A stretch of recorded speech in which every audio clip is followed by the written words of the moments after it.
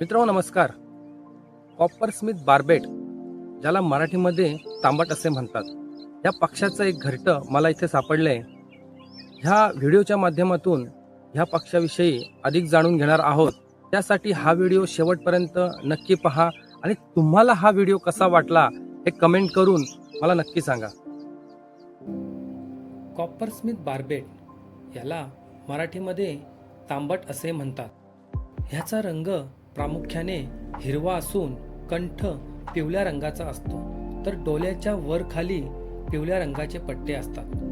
तसेच कंठाच्या खाली व डोक्याच्या वर लाल रंगाचा ठिपका असतो. नर आणि मादी दिसायला एकसारखेच असतात. हा पक्षी साधारणपणे 15 ते 17 सेंटीमीटर लांब आणि वजन 30 ते 50 ग्रॅम पर्यंत असते. उन्हाळा सुरू झाला की सकाळपासून ते दुपारच्या शांततेच्या वेळी याचा टुक टुक असा आवाज स्पष्ट ऐकू येतो आणि हा आवाज एका लयीत असतो. विशेष म्हणजे तांबट पक्षी जेव्हा आवाज काढतो तेव्हा तो आपली चोच न उघडता तो आपला गला फुगवून आवाज काढत असतो. पक्षी बाजूच्या झाडावर येऊन बसलाय आणि त्याचा आवाज ऐकू येतोय. पाहूया याचा आवाज कसा आहे.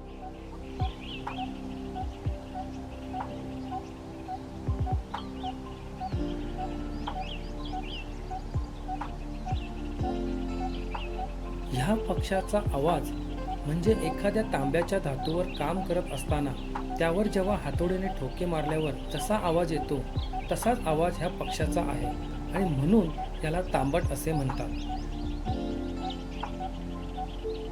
याचा विणीचा हंगाम फेब्रुवारी ते एप्रिल दरम्यान असतो.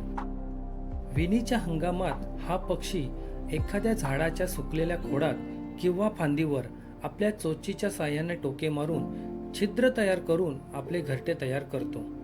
जेव्हा घरटं बनवण्याचं काम सुरू होतो त्यावेळी ह्या जोडीतील एक पक्षी घरटं तयार करण्याचं काम करत असतो, तर दुसरा पक्षी त्याला अन्न पुरवण्याचं काम करत असतो आणि हे काम नर आणि मादी आलटून पालटून करत असतात.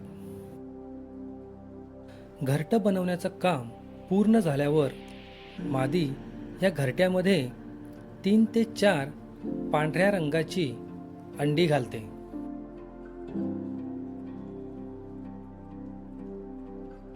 अंडी उबवण्याचं काम नर आणि मादी दोघे मिळून करत असतात. हा पक्षी आपल्या आहारामध्ये प्रामुख्याने वड, पिंपल यासारख्या झाडांची फळे तो आवडीने खातो, तर कधी कधी कीटकही खातो.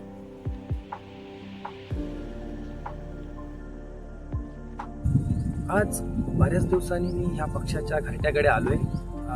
पिल्लही अंड्यातून बाहेर आलेले आहेत आणि त्यांना भरवतानाचे काही फुटेज मला माझ्या कॅमेऱ्यात कैद करता आले आहेत. तर ह्या व्हिडिओच्या माध्यमातून हे पक्षी आपल्या पिल्लांना कसे अन्न भरवतात ते पाहूया. अंड्यातून पिल्ल बाहेर आली आणि ती थोडी मोठी झाली की ह्या पिल्लांना हे पक्षी अन्न भरवताना पाहणे हा एक खूप छान अनुभव आहे. पिल्लांना खाऊ घातल्यानंतर हे पक्षी घरट्याच्या आतमध्ये जाऊन आपल्या पिल्लांनी केलेला कचरा वेळोवेळी बाहेर काढून आपलं घरटं स्वच्छ ठेवत असतात.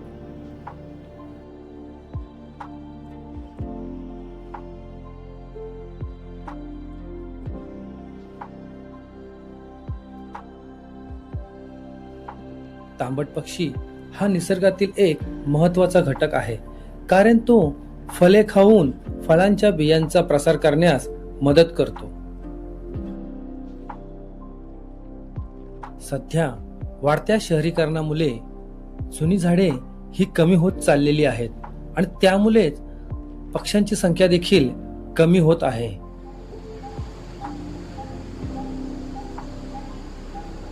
भविष्यात जर आपल्याला आपल्या आजूबाजूच्या परिसरामध्ये असणाऱ्या या सुंदर पक्ष्यांचे आवाज ऐकायचे असतील तर आपल्याला झाडे लावली पाहिजेत आणि ती जपलीही पाहिजेत, जेणेकरून पर्यावरणाचा समतोल राखण्यास देखील मदत होईल.